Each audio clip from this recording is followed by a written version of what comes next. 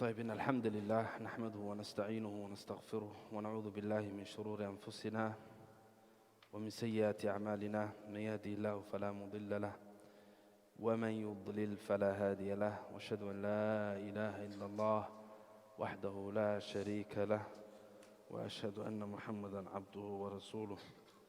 يا أيها الذين آمنوا اتقوا الله حق تقاته ولا تموتن إلا وأنتم مسلمون. يا أيها الناس اتقوا ربكم الذي خلقكم من نفس واحدة وخلق منها زوجها وبث منهما رجالا كثيرا ونساء، واتقوا الله الذي تساءلون به والأرحام إن الله كان عليكم رقيبا.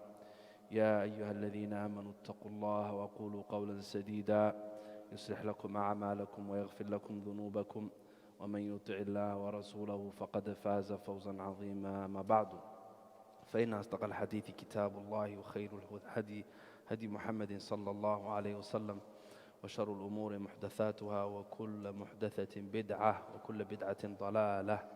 أعاذنا الله وإياكم من الضلالات والفتن. So alhamdulillah, we continue today bi'idhnillah on our second dars, second majlis of this very, very important class. So وقفنا عند العلم. So we left off an aspect of knowledge. So there's quite a few things we can say about knowledge bi'idhnillah, and it's very important to speak on something that inshallah ta'ala I'll take the advantage of talking about since we're on this topic. So it might be a bit lengthy on this one particular topic, which is the issue of knowledge. So I'm going to talk about tips, guidelines from the ulama. Okay, طبعا obviously what we understood and we learned from the ulama, and experience as well بإذن الله, and more so compiled from the ulama. طيب، فهذه قواعد نظمتها من كتب أهل العلم قد حصلتها, as السعدي says in the lines or poetry of قواعد الفقهية. He said that these are principles نظمتها, that I say to you in poem form, من كتب أهل العلم قد حصلتها, from the books of the people of knowledge I have gathered it. So we gather these guidelines inshallah from the books of the people of knowledge, because a person needs to seek knowledge on how to seek knowledge. Now, a person needs to seek knowledge on how to seek knowledge. There's a lot of pitfalls waiting out there for you. Now the shaitan is not happy. He is not happy that you, mashallah, you shabab are sitting here. He is not happy. So he's going to do everything that he can to mislead you, لَأَقْعُدَنَّ لَهُمْ صِرَاطَكَ الْمُسْتَقِيمِ. So the طلبة العلم is from the Sirat al-Mustaqim. He's going to come here. So if he can't misguide you from the path, he wants you to go to إِمَّا غُلُو أو جَفَاء.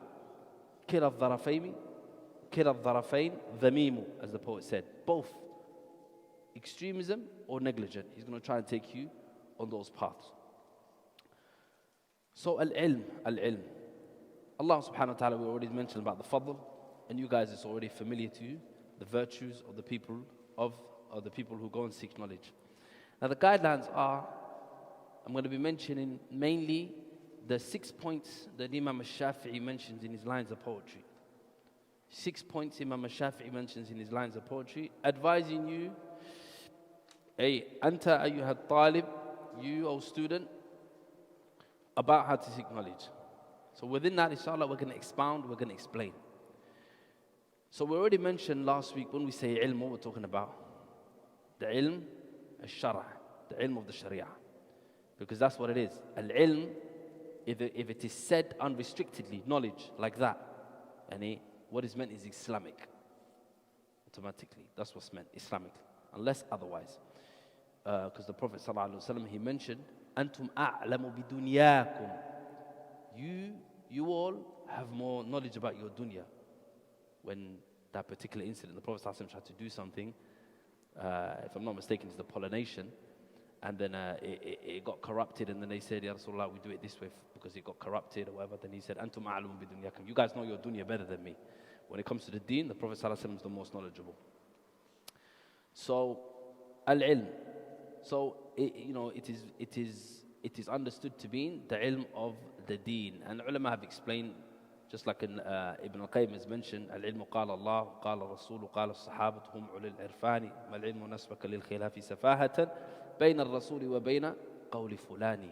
Knowledge is قال الله, قال رسول, قال الصحابة. So that's the first issue you might want to note down. So when it comes to knowledge, it's very important that you revolve it around the masadir al-sharia, the masadir of al-Islam. So what are the masadir of Islam? It's the source. You get your knowledge from the source. And if your source is good, then your knowledge would not be nothing but good. Alhamdulillah. So your source is al-kitab wa sunnah ala fahm al-salaf al-ummah. The book and the sunnah. Not according to you or your hawa or your aql or your intellect or your opinion or your culture or your qabila or your sheikh. La. Or what you went through when you was a child. La. Al-ilmu qala Allah, ilmu is qala Allah. That Allah said, meaning quoting Allah. Qala Rasul, that the Prophet sallallahu alayhi wa sallam said. And then the Sahaba, understood it that way. Okay? That's the quyud. The qaid of Kitabullah or Sunnah to Rasul sallallahu alayhi wa sallam is how the Sahaba understood it. Otherwise, all these other madahib al-batila, there's going to be truth in them if we say this. Otherwise, we've got nowhere to go if they come to you with something that they've understood from the book of Allah and the Sunnah of the Messenger. So that guy who comes to a building, blows himself up and kills Muslims, you think he didn't have proof? Or well, يعني كما يزعم, you think he has proof? You think he didn't? The people who killed Ali radiallahu anhu, you think they weren't quoting? They killed Ali radiallahu anhu based on one ayah. إِنُ الْحُكْمُ إِلَّا لِلَّهِ. They killed him because they thought he was ruling by other than book of Allah, which in and of itself is not major kufr. It's a sin if you do. But Ali radiallahu anhu wasn't. So they have dalil. The Shia, they have dalil. Sufi, they have dalil. Everybody has dalil. So you have to equip yourself with talabat al-ilm. From where? From the manba' al-khair. From the fountains of goodness. That Allah Azza wa Jalla said it about in His kitab. That He said that أَفَلَا يَتَدَبَّرُونَ الْقُرْآنَ أَمْ عَلَى قُلُوبٍ أَقْفَالُهَا. Do they not ponder over the Quran? أَفَلَا يُدَرِّسُونَ. Don't they teach or يدرسون or learn themselves the Quran? خيركم من تعلم القرآن وعلمه. So the book of Allah, the Sunnah of His Messenger sallallahu alaihi wasallam, according to the understanding of the Salaf. Now, what's meant by fahm salaf? It's not the fahm, is very important. It's not the understanding of one of the Salaf. وخالفه الباقون. لا. If Abu Bakr is an opinion and Ibn Abbas, although في أصول الفقه we look at the akabir al-sahaba, the khulafa is muqaddam. The khulafa, the qawl or the statement of Abu Bakr, Umar, Uthman, wa Ali, it takes precedence over the rest. Right? Then, after that, it descends. So if it's an issue of Quran, then you go to, for example, Abdullah ibn Mas'ud, Ibn Abbas, because the Prophet ﷺ made dua for Ibn Abbas. Anyway, those are extra additions. The point anyway is, what's meant by Fahm al-Salaf is ma ajma' alayhi salaf. It's very important. Is that which the Salaf have agreed upon. That which the Sahaba have agreed upon. So if there is a differing, you can't fight over that. Okay? So if you see your dad praying in a particular way, but he has a sanad that goes back to one of the madahib, for example, here, mashallah, Somaliyun, so I'm assuming Imam Shafi'i, sah? Imam Shafi'i, he's got his adillah. He's got his evidences. He's got his qawa'id and usul al-Shafi'iyya, right? Which are evidences that go back to ahad al-Sahaba, some of the Sahaba, on issues that is differing. So we're not talking about this, okay? Okay? La inkara fi masail al-ijtihad. There's no inkar when it comes to the masail of ijtihad, the affairs of scholastic deriving. Okay? So scholars come, they see the adillah like this, kitab, sunnah, and they look around and they're able to do istinbat. They're able to extract understanding from it. When it is muhtamil, when it is something that has different views and plausible understandings and multiple variations in terms of interpretation, it's nothing qat'i, it's nothing substantial in terms of being explicit and clear. Because if there is, then it's not allowed to take a madhab. If there's anything that's clear from ilm that you receive, and it's clear, wadihu dilala, a nas, because there's nas, mu'awwal, okay? Mu'awwal, for example, you find a hadith of the Prophet ﷺ, like the Prophet ﷺ said, Utiru ya ahlal Quran. Do witr, O people of Quran. Al-amru lil wujub. the asl is when you find a command of the Prophet ﷺ, then it necessitates obligation. سمع وطاعة فليحذر الذين يخالفون عن أمره. Let them be warned, the ones who stay away from the Prophet ﷺ or oppose the Prophet ﷺ's amr, and تصيبهم فتنة أو يصيبهم عذاب أليم. That a fitna may strike them. And Imam Ahmad, he said about this ayah, fitna ay shirk. Because the person can eventually keep going like that till he leaves deen. So the hadith says, do witr, O people of the Quran. So al-amru lil-wujub. The default position of when the Prophet commands something, it's an obligation. But we have sawarif, we have other external adilla, external evidences that say, i.e. from the hadith of the Prophet ﷺ, that said, if you will, or if you wish, or if you want to. So witr is not obligatory, even though some of the madhahib, or there are some aqwal of the ulama who say it is obligatory, but the correct opinion, wallahu ta'ala alam, wal ilmu inda Allah, is that it's not obligatory. Otherwise we had 6 fara'id, but it's 5. So the command necessitates. So that is, what did we do there? Why am I mentioning this? The Prophet ﷺ said, do witr. But we have another evidence that says, if you wish. So we understood the command with an external factor. That's called mu'awwal. It was interpreted like that. Okay? But then there's something called nas. Nassun, yani sarihu dilala. Is something is clear in its evidence. Qul huwa Allahu ahad. Clear. The Prophet Allah subhanahu wa ta'ala said that you fast 3 as a compensation for something you missed in Hajj. 3 in Mecca, وَسَبْعَةٌ إِذَا رَجَعْتُمْ, and 7 when you return. تِلْكَ عَشَرَةٌ كَامِلَةٌ. That's 10 complete. Can someone come and say, no. Allah means 11 here. Can someone say that? That is wadah, it's clear. Those evidences that are clear, then you must take it. That ilm comes to you, you have to take it. Imam al-Shafi'i, he said, أجمعت الأمة على من استبان له الدين على أن لا يجوز على من استبان له شيء من الدين أن يضعها لقول أحد كائنا من كان. He said the Ummah have agreed in a unanimous agreement. And the Prophet ﷺ said, أمتي لا تجتمع على ضلالة. My Ummah, they never unite on falsehood. That means if they unite, it must be the truth. You guys with me? Okay? The Ummah will never unite on falsehood. If the Ummah unite on something, i.e. the scholars of the Ummah, there would always, if it was falsehood, there would always be 1 or 2 individuals, even if it's 1 or 2, who would go against that, say, no, I don't agree with this. But when you find an ijma' consensus, my Ummah doesn't unite on falsehood. So that means a consensus is hujjah, it's a proof. So he said the Ummah is on consensus that anybody who it's clear to him anything from the deen, evidence, then he should not reject it for the statement of anyone. The last part is important. He said, Ka'ina man kan. He said, no matter who they are. They can be the biggest sheikh. But we take him from the biggest sheikh. Prophet sallallahu alaihi wasallam. Rasul sallallahu alaihi wasallam is the biggest sheikh. So, if it's not an issue that is ijtihadi, then you can't make inkar. Then you shouldn't argue. So if you come to the masjid, for example, and you see people praying ala madhab al-Shafi'iyya, la taqul shay, don't say nothing. Okay, and this is very important, especially for the shabab, because some of the shabab, they're very mutahammisun, especially with their parents. You know, and they go to their fathers and their mothers and say, according to the sunnah, la. The sunnah is for you to respect your mom, first of all. Ihda, calm down. Okay, if you wanna, by the way, you're allowed to present your side, because there's some people who also deviate here. You know, they go on like you're not allowed to. Yes, you can present your side, but it has to be with, you know, knowledge and give or take kind of thing. They don't accept it. So that's what's meant by Quran, Sunnah, and understanding of the Salaf. Understanding the Salaf means what?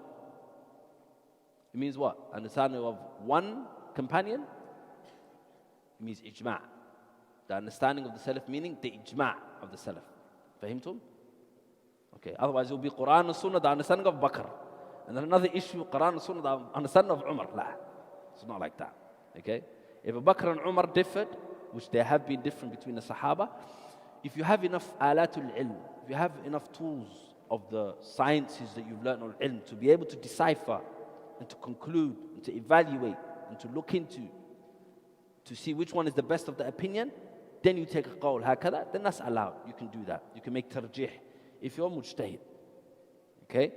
But when they agreed on something, we accept. So that's the masdar al-talaqqi. Okay? So a person who's seeking knowledge, the first thing you do is look into the masdar al-talaqqi. That's why it's very important to bring up the child on qala Allah, qala Rasul. You say to your son, for example, what's the dua for leaving the home? Ya Mashaykh, what's the dua for leaving the home? Subhanallah, say it louder. La hawla wa la quwwata illa billah. Okay, طيب. So when he comes out, it's good to also tell him where the hadith is. You know, this nasha' tayyiba, you give him this understanding of, and it shows him, you know what, this deen can't mess with this religion. So if some munharif, kafir, non-Muslim comes to him, tries to distort him, he knows he has masadir. Okay, التشريع. نعم. So the qawl of Imam al-Shafi'i, نعم قلت مصادر التشريع. نعم. طيب. So the qawl of Imam al-Shafi'i, or the lines of the poem, goes as follows. He says, أخي لن تنالوا العلم إلا بستة. He said, my brother, you will never attain knowledge except with 6. سأنبيك عن تفصيلها ببيان ذكاء وحرص واجتهاد وبلغة وحسبة أستاذ وطول زمان. He said, number 1, ذكاء. You've got to have wittedness, cleverness. You've got to have some sort of intelligence in the mukh over here, the mind. وحرص. You have to have some determination. We're going to explain each one, inshallah. وَاجْتِهَادٌ. You have to strive. وَبُلْغَةٌ. You have to be competent. Am I going too fast? Okay. You're answering on behalf of everyone, akhi. He said no. Type. Wittedness, intelligence, okay? To be smart. Determination. You know, these are very important. Because if there's anyone who stopped seeking knowledge, if any of the brothers at the back there that were there, that were not you brothers here, I'm talking about last week when it went all the way to the back, then I told you it's going to keep getting short, right? Right? Allahu Alam, maybe they got, I doubt all of them had an emergency. And I'm not thinking bad, it's just the truth from experience. Wallahi, from experience, we know this. Sometimes you're left with 2 guys. But alhamdulillah. Them guys, if they had what we're saying, they would be here today. Wallahi, they would be here today. Or what Imam al-Shafi'i said, not me. What Imam al-Shafi'i said. So cleverness, determination, you have to strive. You have to strive. La bud. And competence. You have to have ability. Okay, I'm going to explain it real quick, inshallah. Then I'm going to mention some few more points. Then I want to really get into what the Shaykh said about al-ilmu. And then he said, ma'rifatullah, ma'rifatul nabi wa ma'rifatul din al-islami bil adilla. Sah. Then we're going to get to al-amalu bihi. I want to get to al-amalu bihi wa da'watu ilayhi. Allahu alam if I'll get there. But I want to try and go as fast as I can, bi-idhnillah.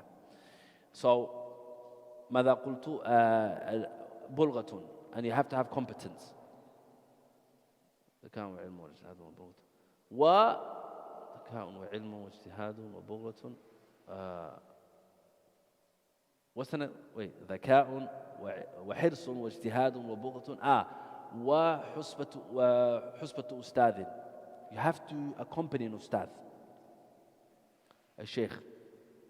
We'll explain some points on that.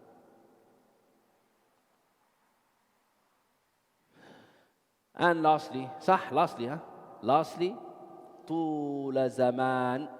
You have to let time elongate and elapse. You have to let time elapse. There's a big problem with that one.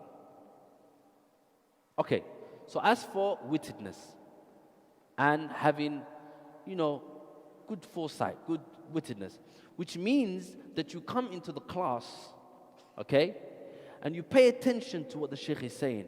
So you try to give yourself good attention. That's part of being clever.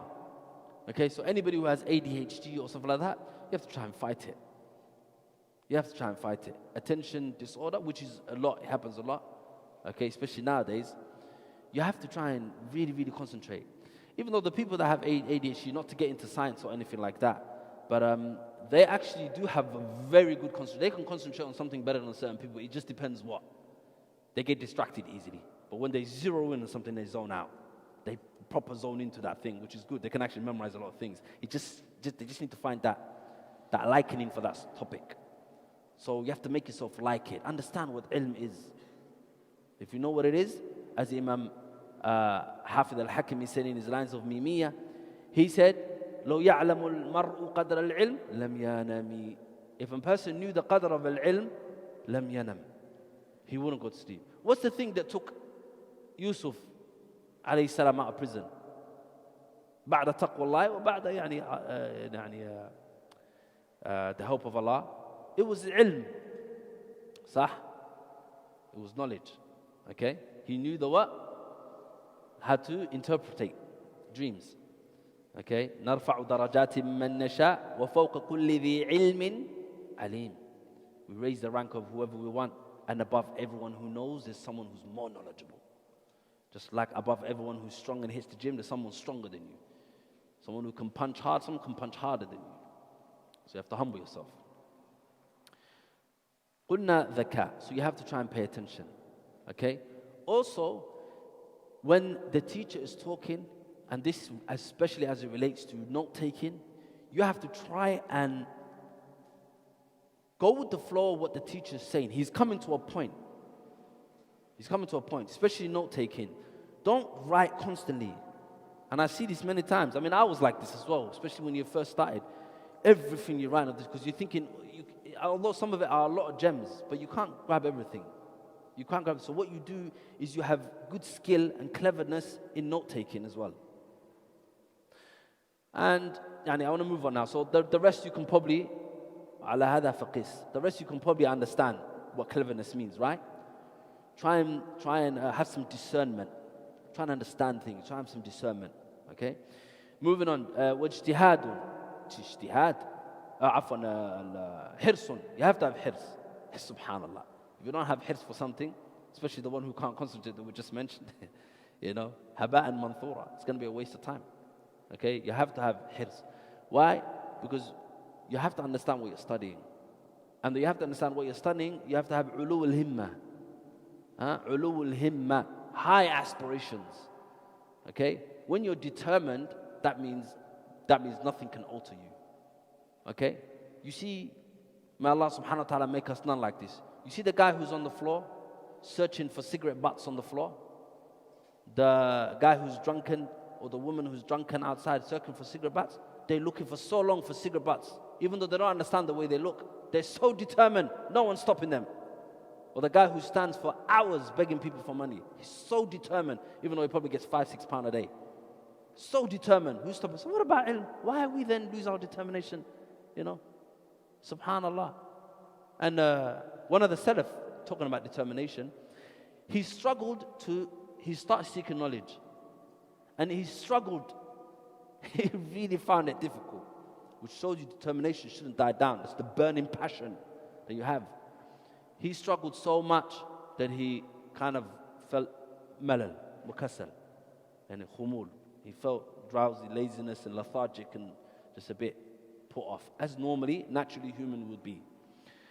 Then he sat down and he saw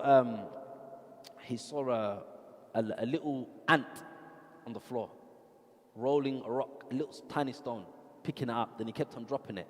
Then he'll pick it up, and then he'll put it. Then he gets another one. Then he picks it up and he puts it, until he made some little, some little ant design, if you want to say. But he made a little, pile. And he was like, look how determined this ant is.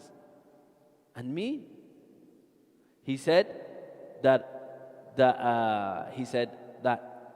ilm, he said that the rock basically, that's it's not as, basically the task that the ant's doing is not as hard as what I'm studying. Anyway, word stuff, I'm paraphrasing. So that the task that he's doing is not as hard as what I'm doing. So he went back to seek knowledge.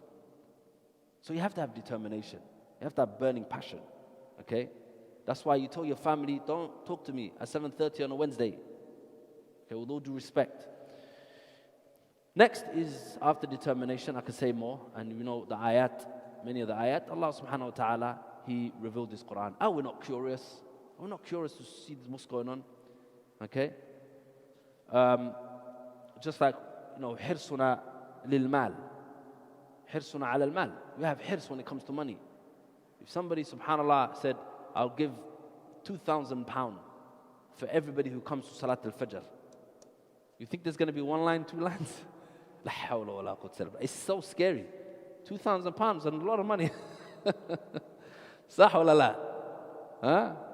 But guess what? 2 raka' qabla al-Fajr, better than that. خير من الدنيا وما فيها كما قال صلى الله عليه وسلم. ركعتا الفجر خير من الدنيا وما فيها. The 2 rak'ah fajr, and he's talking about the sunnah. The Prophet sallallahu alaihi wasallam, ta'ammalu. The Prophet sallallahu alaihi wasallam is talking about the 2 rak'ah sunnah qabla al-fajr. Before fajr, the 2 rak'ah voluntary before fajr is better than the dunya and everything that's in it. That £2,000 that people would come for is better than everything in the dunya. وما فيها الدنيا وما فيها. Okay? But that's the sunnah. What about the fard? لا حول ولا قوة إلا بالله. على كل حال, you have to have hirs. Next is حرص واجتهاد. You have to strive. Okay? So, you know, my bus is coming late. I'm not coming to class. إيش هذا? You know, wallahi, I could say even some more, but you'd probably think I'm extreme. My tire bust. So what? Catch the train. Catch the bus. Salaf used to jump on mules. They used to jump on a donkey. Some of them, they will sell everything that they own just to get some books. Others would travel so long in the desert that some of them have to drink their own urine because they're about to die. Some of them would bleed just to come. Jabir ibn Abdullah, he traveled to Sham. And you know, back in those days, it used to take months just to try to go somewhere that far. And he came to one of the Sahabi. He told the person that met him to go and call him, and he said, I heard you have a hadith that I haven't heard. One hadith. He came for one hadith. And he asked him, SubhanAllah, you come for one hadith? Yeah, I want to hear this hadith.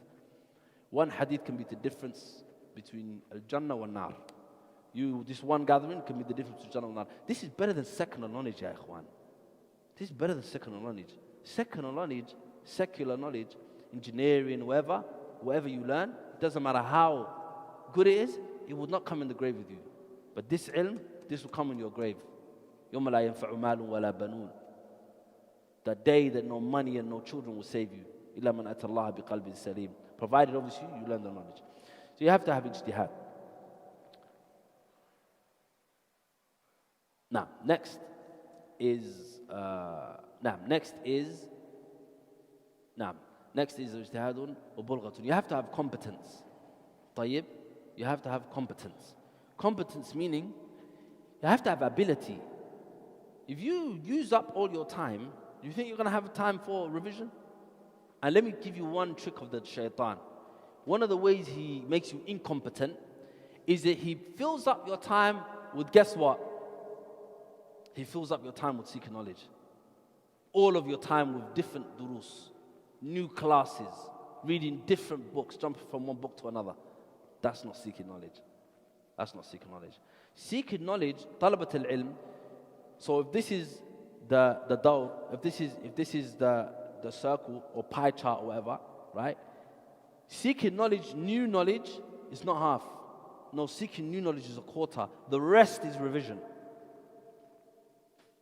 The example I like to give is a bucket that has holes in it. Would you keep pouring more water? More ilm. More qawaid, more ilm, more you're going to be leaking as natural as we are to forget. وَخُلِقَ الْإِنسَانُ ضَعِيفًا. Man was created weak. So we're going to forget. So you have to try and deal with and grab those things that you're losing. Try and deal with, the leak. And then put more ilm in there. New class. We get excited, come to a new class, new dars. Subhanallah. How many, wallahi, this is a musibah azima, wallahi. This is a musibah azima. You study 15, 20 years. How many guys I know? Guys that have been studying, or should have been studying 15 years. And he's telling me, we started in our center in Al-Sam Sunnah. He came one day and he saw we was in Manhaj al-Salikin of Imam al-Sa'di, and we went to the books of inheritance. And he said, let me know when you open another one. I need to go back to Tahara. ما زال في كتاب الطهارة. He's still on the chapter of purification, which is a noble, good chapter. He's still in the beginning chapter, because they don't pass, some of them, they don't pass hatta al-hajj, they don't get to hajj yet. Okay? The battery dies by the time it goes to salah. Sallallahu salamatu al-afiyah. Wallah, that's a musibah, because we just said, man yuridillahu bi khayran yufaqihu fi din. Whoever Allah wants good for, wallah, you know when you really, really know how good this knowledge is, you have to control yourself from doing stupid stuff. When you find out how good this ilm is, you get so addicted to it, you have to control yourself, because you might just well up and leave the whole dunya just to go seek knowledge, but you can't do that. You're going to be in a problem. But you could almost commit suicide doing it. You know what I mean? It's a bit of a mubalagh, it's a bit of an exaggeration. Astaghfirullah. What I mean is you could get yourself in a big problem. And next thing you know, it was your desire that got you there, but you didn't use your brain. But the point is, you have to control it. لو يعلم المرء قدر العلم لم ينم. If the person knew the level of knowledge, he wouldn't go to sleep. Yeah, he wouldn't go to sleep. Literally. Imam al-Nawawi, he used to sleep. They said, I forgot how many years it was. Many years. He never slept except that there was a book on his chest. You know what that means? He knocked out. He slept while reading it. All those years. So you have to have, so one or two things come your way, and worse, one good today, I got married. La hawla wa la quwwata illa billah. You got married, so what? Your wife should be in the class. Wallahi. Wallahi, it's a fitna. You're laughing. Okay, it's a fitna. It is a fitna. How many brothers I know? And then you don't see them. Where are they? You know, to the extent that some brothers, when they go missing, we're thinking, subhanAllah, I missed the nikah. You're thinking he got married. Where is he? It's a musibah. Because that when you get married, one of the reasons when you get married as a man, your whole dynamic changes. Your whole schedule changes now. Okay? You can't be doing the same stuff that you're doing, hanging around with the boys. And you have to start, going Tesco's and stuff. And getting milk a lot. Okay? They call it the home office. Wizaratul Dakhiliyah. The home office calls you. Basically the wife calls you. So, point is, it's going to change. So it kind of disrupts a man's lifestyle. So if he was seeking knowledge, if he doesn't have so much of a burning passion, he can easily just say, it won't hurt.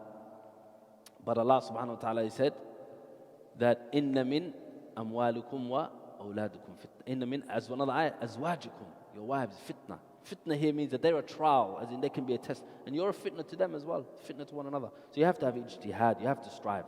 Okay, you have to strive. Do something. Wallahi, we have how many transport? They said UK, England, although they strike too much, la hawla wa la quwwata illa billah, but it's got the best tube. We've got the best tube underground. You know that. We've got the best underground. So you have to strive. Book that ticket. Bad. It'll be okay. If it's in West London, it doesn't matter. It's once a week, twice a week. Moving on, ijtihadun wa zaka'un وحرص واجتهاد وبلغة. I said competent, competent. وحسبة Ustadh. You have to have connections with Ustadh. They say don't become the person who learns from a book and not from a sheikh.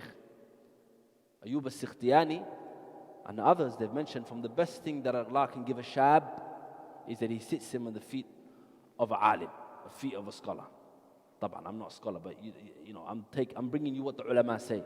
But you find ulama and they come, for example, when they visit from wherever, okay, Somalia or Saudi or Kuwait or them areas there, then you go to them. And if you can go abroad and study, then go abroad. That's the best thing that can happen to you. You take from their khuluq. Okay? Okay, Imam Malik. Imam Malik, do you know who he learned from? Who knows Imam Malik's teacher? Rabi'at al-Ra'i. Was he going to say that? Who was he going to say? Oh, mashallah. Yeah, jazakallah khair, that's true. But no, he studied from Rabi'at al-Ra'i. You know how? His mum used to bring him to Rabi'a when he was teaching in Medina and he had a big qubul, acceptance. Okay, not that qubul always means a person's right. Okay, 1 million views on Twitter. Okay, but the point is, he was the Imam of Medina at that time. Lahu qubul. So she brought him to me and she said, come. She used to bring him Malik while he was young. She used to bring him and she used to say to him, learn from him and take from him his manners before his ilm. So one of the things you learn from the ulama is their manners. So you have to have an ustad with you. So try to keep good connection with the ustad so you can ask questions. Ibn Abbas, he said, when he said, how did you learn? He said, bilisanin sa'ul, with a tongue that's inquisitive. Who are you going to ask? Huh? Can't go fatawa shopping, or Sheikh Google, or all of those other mashayikh. So you have to keep company with ustad. Next was tula zamanin. You have to let time elongate. Come on, ikhwan. We think it's gonna, we're not gonna, Allah Azza wa Jal, He said, Wallahu khalaqakum. Allah Azza wa Jal created you fi butuni ummahatikum. La ta'lamuna shay'a. You was in the womb of your mothers, you didn't know nothing. Then Allah take you out. He gave you hearing, sight, and afida, and He gave you a comprehension and an insight, right? No one came out knowledgeable, okay? Bukhari saw it just like women too. Bukhari didn't come out memorizing all these hadith. Bukhari didn't come out, Qala Rasulullah, nah. It doesn't work like that. So the point is you have to let time elongate. Why am I saying this? Because brothers think they can just be, given the knowledge from, all of the knowledge from like maybe 1 month, 2 months, 6 months, even 4 months. وَمَا أُوتِيتُ مِنَ الْعِلْمِ إِلَّا قَلِيلًا. Even 80 years, 90 years, you still won't have the full knowledge. Okay? Allah Azza wa Jalla's ilm is vast. Allah will dip, you can take the ocean as ink and it would waste قبل إيش أن تنفذ كلمات الله, before the kalimat of Allah. وَمَا أُوتِيتُ مِنَ الْعِلْمِ إِلَّا قَلِيلًا وَفَوْقَ كُلِّ ذِي عِلْمٍ عَلِيمٍ. Okay? Look at Musa with Khidr. Go back to the tafsir of Musa and Khidr, why he went on the journey and he didn't have much knowledge, but he taught him. So you have to let time elongate. You would see, you will build. How do you climb a mountain? You climb a mountain with all fours, like this, right? And then your legs, up, up, up. But then you look back, subhanAllah, it's so way down. You're way up and it looks so far down. That's how it is. You slowly go, you will find yourself, you're not going to be the same Abdul Rahman or Abdullah or Muhammad that you were 2 months ago, 3 months ago. You can increase more and more knowledge. So you have to let time elapse. Don't rush, don't be hasty. And let me advise you this one, especially in today's day and age. Stay away from the social media ilm seeking. La. You know what it does? I'll tell you, and YouTube. You know why? When I say YouTube, I mean the YouTube, the dozens of short clips, especially the shorts. Those are leg breakers. Do not waste your time on that. You know why? Because, and it's psychologically studied, you scroll, right? Maybe there's a fa'idah on hadith. You scroll, fa'idah on ilm. Not harmless, right? MashaAllah, ilm. It doesn't really seem like a problem. Scroll again, 2-second fa'idah on tafsir. Scroll again, 2-second fa'idah on maybe a hadith excerpt from Bulugh al-Maram. Scroll again. We ask you, what did you, the first one you scrolled, ماذا استفدت? What did you benefit from the first one? I can't remember anything. Sah, stay away from scrolling and scrolling. This is a specific advice for today's day and age. Scrolling is not the one. You see 2 minutes of Fawzan, 2 minutes of Sheikh, some of the Somali mashayikh, Barbarawi or whatever. You see 2 minutes of these mashayikh. Ask yourself, is'al nafsak. Do I need this? Is it benefiting me? Because if the Salaf memorized so much, and were able to store so much knowledge, if there's one thing me, myself, I could say that helped them do it, is because there wasn't so much bright lights and advertisements and billboards and scrolling. They were focused. They had old school sheets. There was not much color.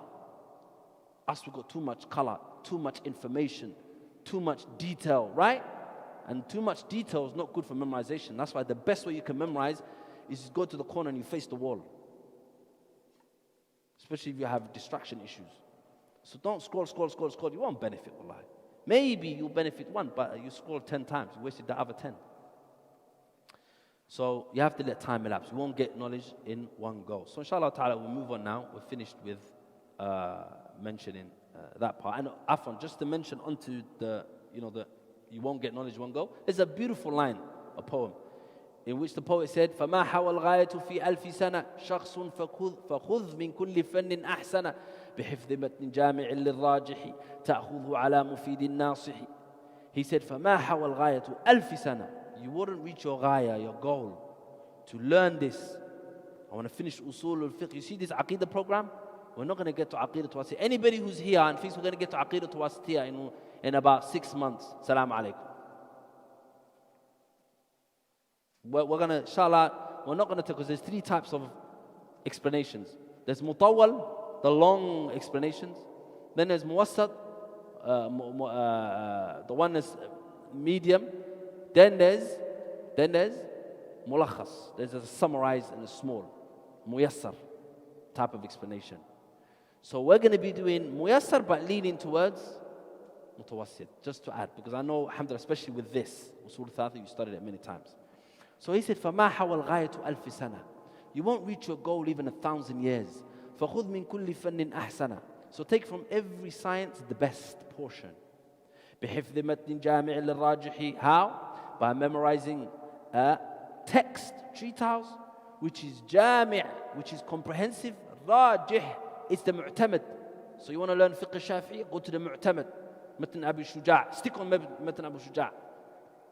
You want to learn hadith, Hanbali, أخصر المختصرات, دليل الطالب, and all those other books. وهكذا بحفظ متن جامع للراجح تأخذه على, and you take it from مفيد الناصح, the one who's beneficial advisor, meaning the scholar. So even 1,000 years you won't get everything. So stop clicking away on YouTube. We'll move on now, inshallah ta'ala, to ماذا قال الشيخ. It would be nice if someone could read the matan, but what did the Sheikh say? So he says, اعلم رحمك الله أنه يجب على كل مسلم يتعلم إيش 4 مسائل, right? العلم وهو معرفة الله ومعرفة دينه ومعرفة نبيه ومعرفة دينه بالأدلة. So pay attention to the point where the author said, العلم وهو معرفة الله ومعرفة نبيه ومعرفة دين الإسلام بالأدلة.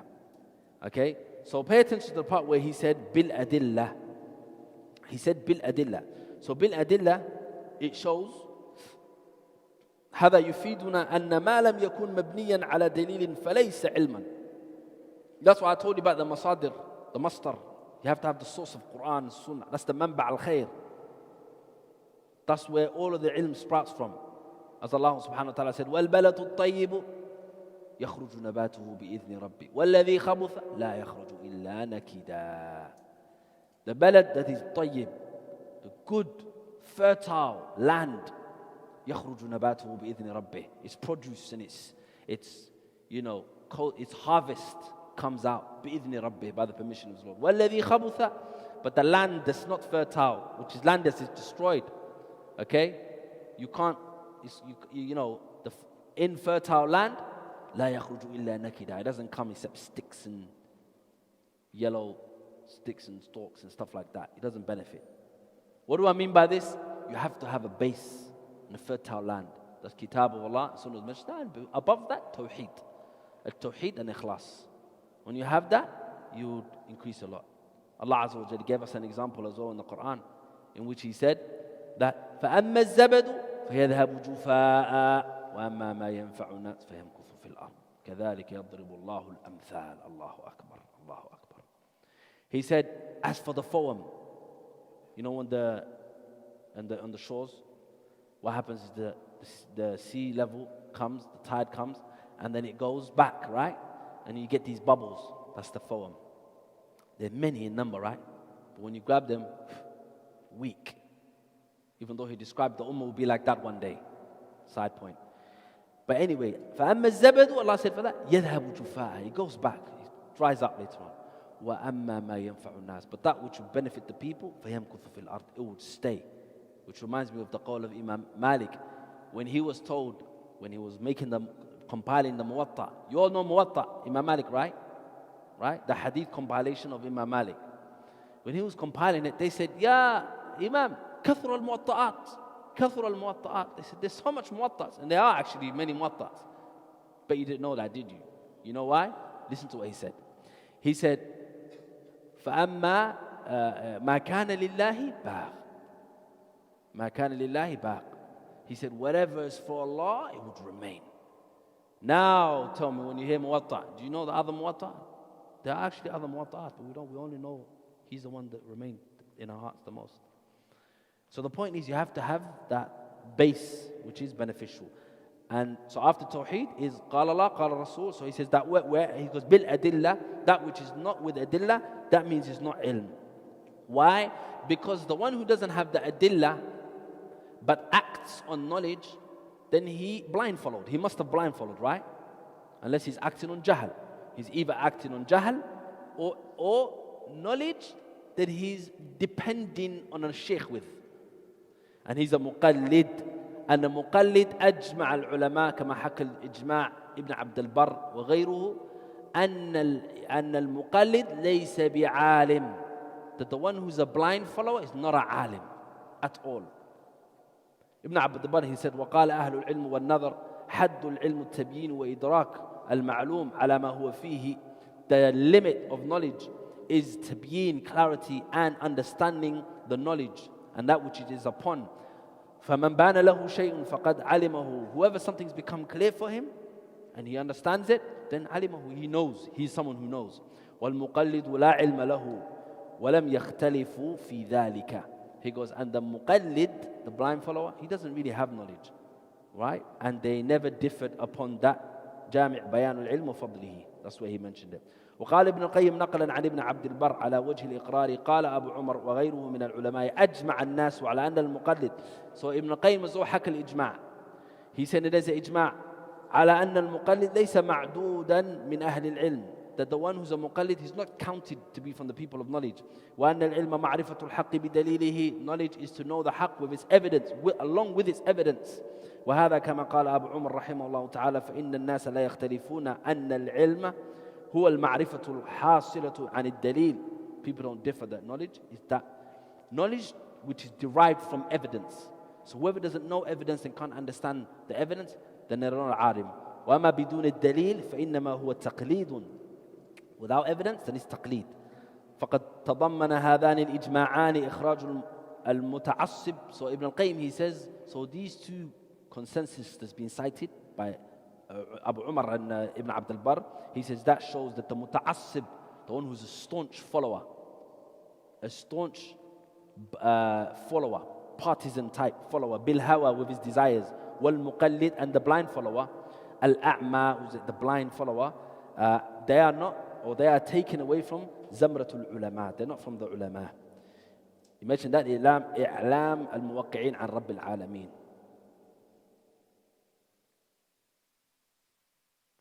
Okay, which takes us to also Ibn Abd al-Barr's statement in which he talks about, or others such as Shawkani fi Irshad al-Fuhul, which takes us to our next point. Who or what are the types of people when it comes to ilm? What are the types of people? Number one, we have the Jahil Murakkab. فَلَا حَوْلَ وَلَا قُوَّةَ إِلَّا بِاللَّهِ. That is the most scary one. Jahil Murakkab. He's the person who, كما يقال عنه, he said about him, لا يدري ولا يدري أنه لا يدري. He doesn't know, but he doesn't know that he doesn't know. This person is very dangerous to himself and society. So when the Jahil Murakkab takes over society, كبر أربع. Might as well pray janaza. He'll kill himself, as the Prophet ﷺ said, إِنَّ اللَّهَ لَا يَنْتَزِعُ الْعِلْمِ انْتِزَاعًا مِنْ صُدُورِ الرِّجَالِ. Allah won't take this knowledge by snatching it from the hearts of the men. وَلَكِنْ بِقَبْضِ الْعُلَمَاءِ وَفِي رِوَايَةٍ فِي مَوْتِ الْعُلَمَاءِ. By taking the scholars, meaning their death. The death of the scholars. حَتَّى إِذَا لَمْ يَبْقَ عَالِمًا يُبْقِي عَالَمًا. Until there's no knowledge left. اتَّخَذَ النَّاسَ رُؤُوسًا جُهَالًا. People will take the ignorant ones as ru'us, leaders. فَاسْتَفْتَوْهُمْ. Yani they will seek fatwa from them. فَضَلُّوا وَأَضَلُّوا. They would misguide, and they are misguiders. And also is mentioned about them that they are the Prophet ﷺ, he said that there will be so much killing on in the hadith. He said, وَتُنْتِقُ الرُّوَيْبِطَ. He said, Ya Rasulullah, man al-ruwaybita? Who are the ruwaybita? He said, الرَّجُلُ التَّافِهِ يَتَكَلَّمُونَ فِي عُمُورِ الْعَامَّةِ. He said, the man who's insignificant. All he has is a camera and a fast Wi-Fi connection and a YouTube channel.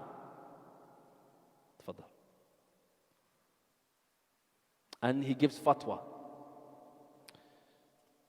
Inshallah, we'll continue after that then.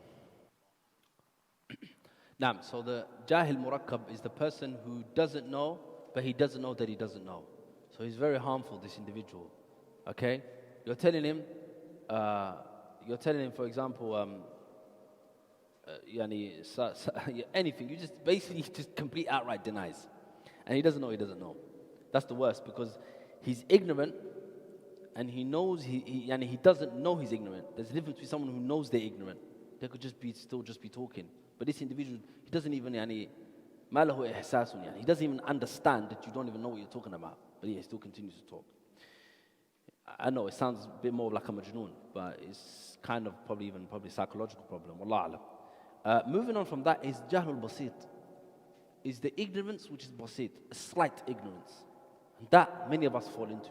There's some things we don't know. Then moving on from that is the dhann. The dhann, which is a speculation. But, as Ibn Uthaymeen mentions in his sharh of Usool Ath-Thalaatha, he says, but there's ihtimal that perhaps he's using his assumption on a basis that it could be, right? So there's a possibility that he's right. Then after that is shak. After that is shak.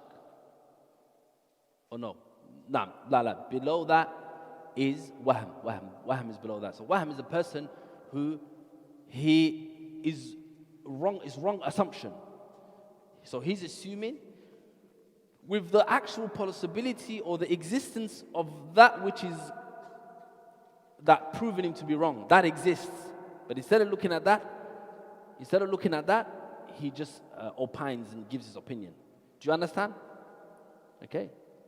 Bima huwa marjuh. Yani there's something which is more weightier. There is this, but he still gives his thing. So that's wahm. So he is a false, it's a miscalculation, misappropriation.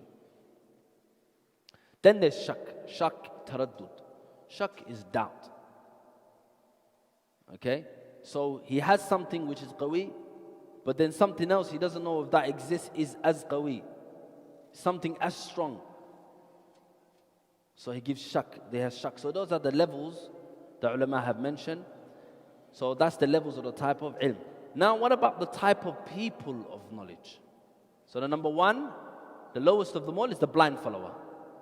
And blind following is قبول قول العالم بلا أدلة. It's to take the statement of an alim with no evidence. The second is the muttabi', the ones who hears the evidence, understands it, and follows it.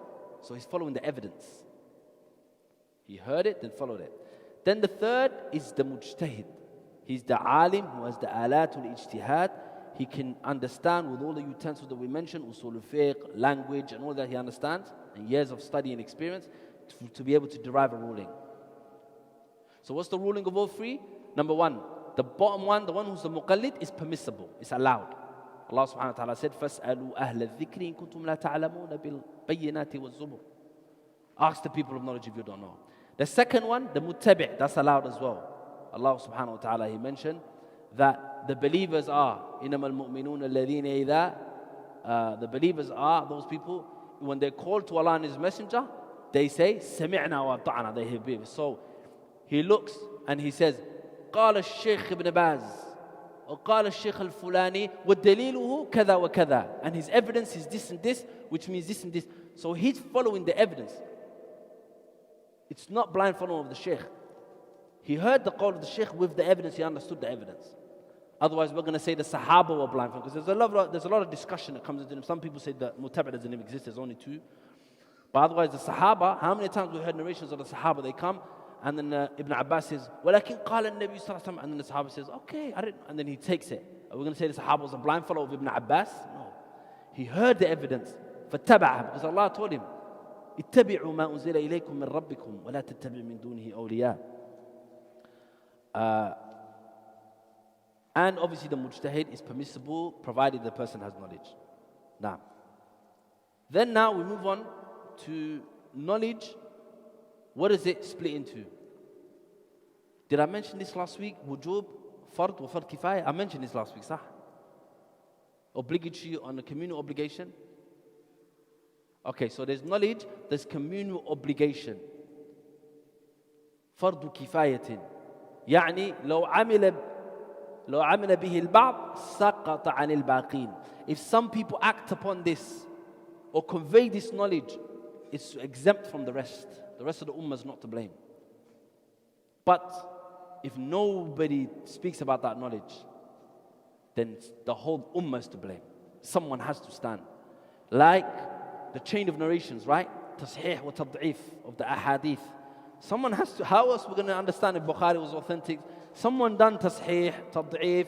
It's the ulama, they got deep into the science of hadith and they found out which one's hadith, sahih or not. Okay?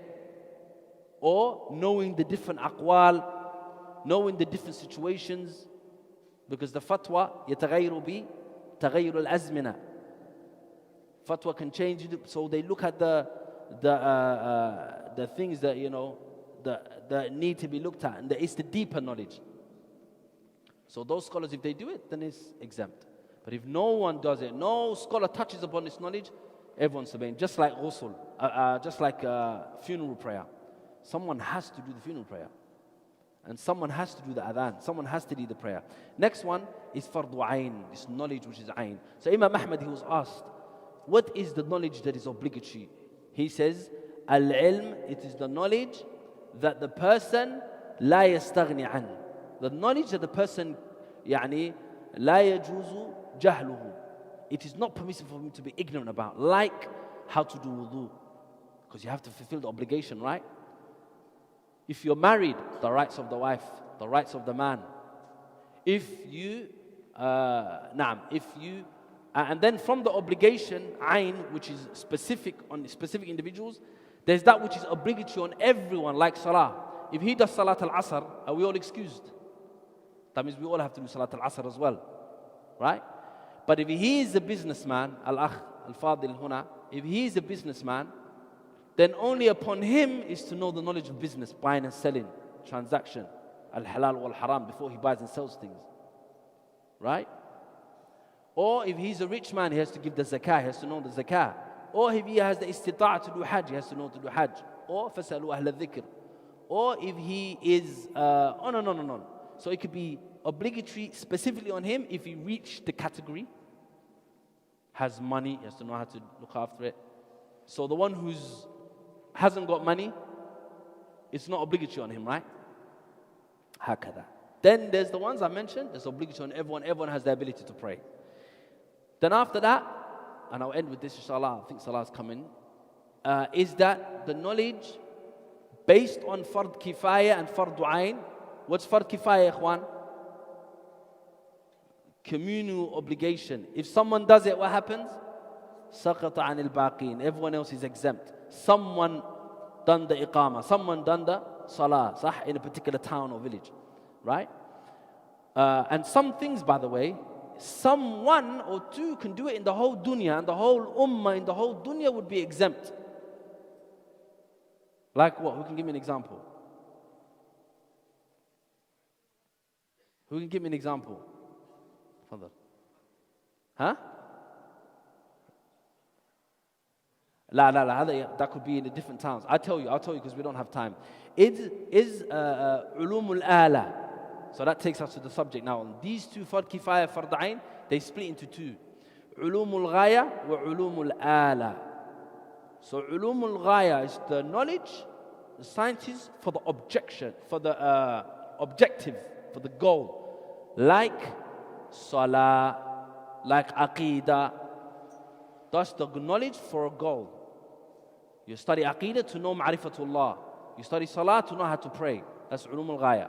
Then there's ulumul ala, the knowledge which is the tools you need to understand, like I mentioned, the difference of opinion in fiqh, hadith, wa ma ila dhalik. So inshallah ta'ala we end with that note.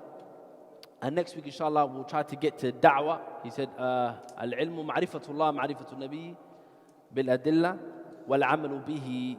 Wallahu ta'ala a'lam. Subhanakallahumma bihamdik. Ashhadu an la ilaha illa anta. Astaghfiruka wa atubu ilayk.